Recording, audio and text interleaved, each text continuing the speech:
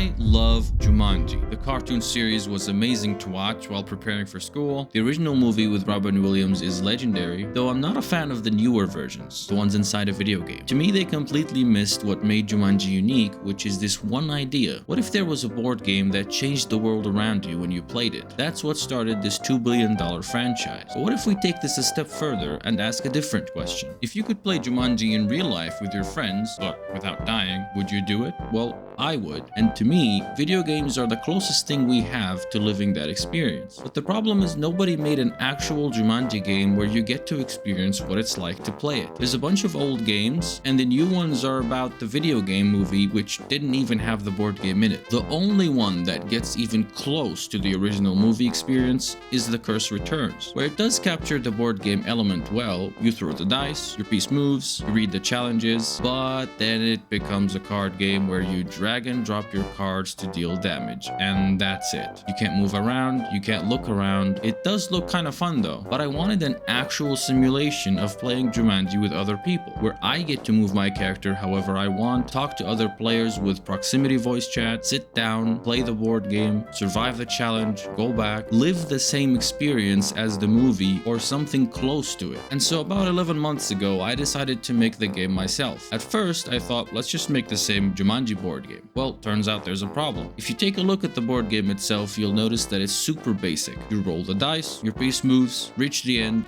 you win. That's why in the movie, the board gameplay is barely on screen. Instead, it's about the consequences of playing it. So if you try to make that into a video game, you'll end up with your players sitting down for 2 minutes just to throw the dice before they get back up to survive the consequence. The majority of gameplay will be the survival part, which might feel samey and even cause the game to be done quickly since there's no breaks in between the action. So I thought, what if we made both parts their own fun game? Make the board game part an actual game with strategy, resource management, meaningful choices, and then break that rhythm with survival. That way, the game has a constant change of pace between two fun elements, rather than one being dominant over the other, making you play a game inside a game. That's how the core idea was born. But later, I told my brother about the game, and he asked me a question that gave the game its theme and made it alive. I told him it's basically a board game that can change things around you. He said, okay, and how does it do that? Is it like Annabelle? In case you didn't know, Annabelle is a haunted doll from the most famous horror movie universe, The Conjuring. But all you need to know about it is that it's about a couple who collect items involved in paranormal activity, including possessed objects, and they store them in a locked room inside their house. And Annabelle just happens to be one of those items used as a vessel for something much darker. From there, the idea came to me. If the story is that the board game was possessed by some demonic presence, that would do two things. First, it explains how the board game is able to do all these supernatural things instead of it's just magic. And second, it adds a lot more depth to the story, giving players something to uncover as they play. You'd get to learn about the previous victims who played this cursed game. Some of them appear around you, leaving behind pieces of their story for you to put together in the end. Now that we've covered where the idea came from, let's get to the actual gameplay. To explain the introduction very briefly, once you start the game, the opening cutscene will show a guy named Tyler. He just bought an old house and invited his friends over to help unpack. While organizing the basement, he finds a trapdoor hidden under the clutter. He opens it and finds an old board game. Thinking it's just a creepy antique, he calls his friends to come play. On the board, it says, "Awaken its past and start the game. Touch the skull, call its name." Mockingly, they do it and collapse instantly. When they wake up, the house is no longer abandoned. It's fully furnished, not with Tyler's stuff, but with the family's belongings from the past. They've been sent back to when the last family played the game. Their bodies stayed behind, but their minds are now trapped in another version of the house, in the middle of nowhere, isolated from the world. Their only way out is the board game. The gameplay is split to two main parts, the board game and the challenges. The reason the board game looks very old is because it was originally made in medieval times as entertainment. It uses wooden tiles to move, dyed red stones representing health, dyed blue stones representing currency, and a lot more. The details are on the Steam page. But the most important part about the board game is the blue tiles representing the challenge tiles. Back then, that meant a simple physical task like climbing a tree or wrestling. If you fail the task, you go back. But now, after being used as a demonic vessel, those challenges are where the gameplay flips from board board game to horror game. When a player lands on a blue tile, Malvorn speaks, but instead of words in a crystal ball like Jumanji, it releases smoke, and the smoke forms a cryptic rhyme that hints at the challenge. Then the gameplay changes entirely. Let me show you a few examples. Now, of course, this game is meant to be a co-op horror experience, so watching it in a video with voiceover won't give you the same feeling as actually playing it with your friends. But still, I want to show you what these challenges look like. After the first turn is played, something will be introduced to you that will make sense later, but this is already shown in the Steam trailer, so I'll go straight into the challenges. In this challenge, the player lands on a blue tile, and without warning, one of the 4 players is dragged down into the basement by something, no spoilers. They're locked inside, separated from the others. Now here's the twist. The player in the basement cannot hear their friends, but the friends upstairs can hear the basement player's screams. The person downstairs assumes it's mutual silence, so they stop trying to communicate, creating a sense of isolation. This is a psychological trick from Malvorn meant to intimidate the group. Each side has a puzzle. The basement player reads pages of an old diary. Those pages contain subtle hints to solve the clock puzzle. Each time they solve a part of it, it provides a hint to the players upstairs. The upstairs players use that to solve their part of the puzzle. But remember,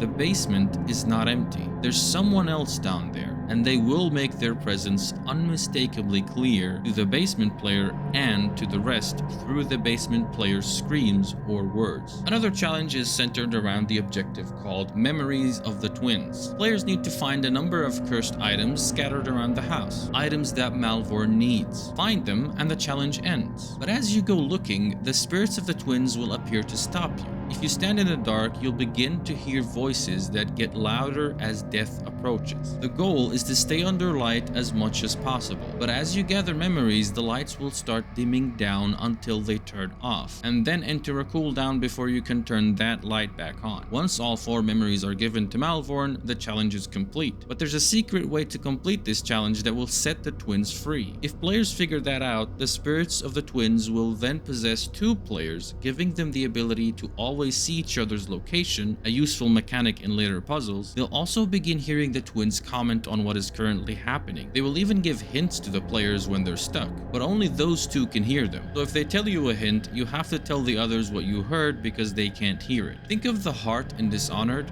but co-op. We have both been here before.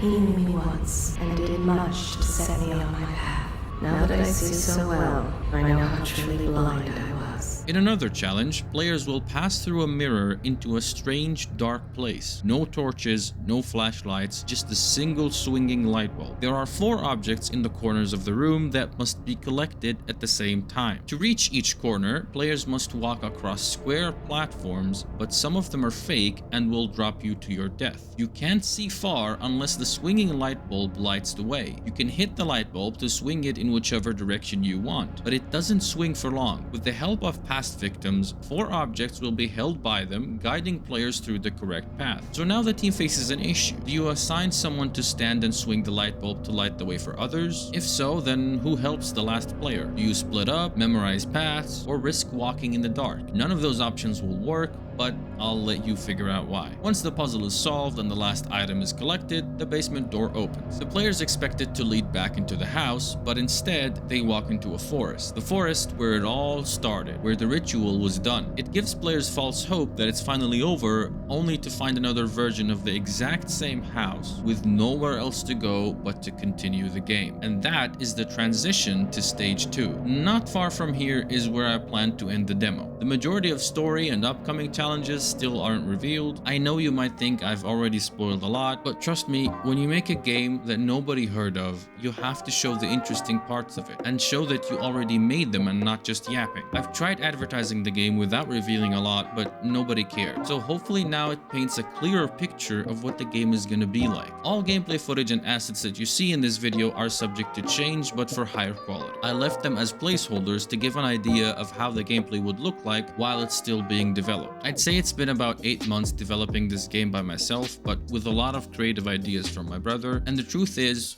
I can't finish it alone. If you're a developer who can make multiplayer games, a gamer who can provide feedback in our Discord, an artist for the cutscenes, or even if you can just hit the like button, comment, wishlist the game, Patreon, Discord, share the video, any way you can possibly help, I will be forever grateful to you, because you're not just helping develop a video game that you get to play, you're helping turn a personal dream into something real for the people I care most about. I cannot thank you enough, no matter how you choose to contribute. Thank you so much for watching this video, and best of luck to you in whatever you're pursuing in life. We're all playing the game of life, limited time edition, together, and I genuinely hope you achieve whatever goal you set for yourself. And if there's anything in my area of expertise that I can help you with, don't be shy to reach out to me on Discord. Keep going, best of luck, and take care.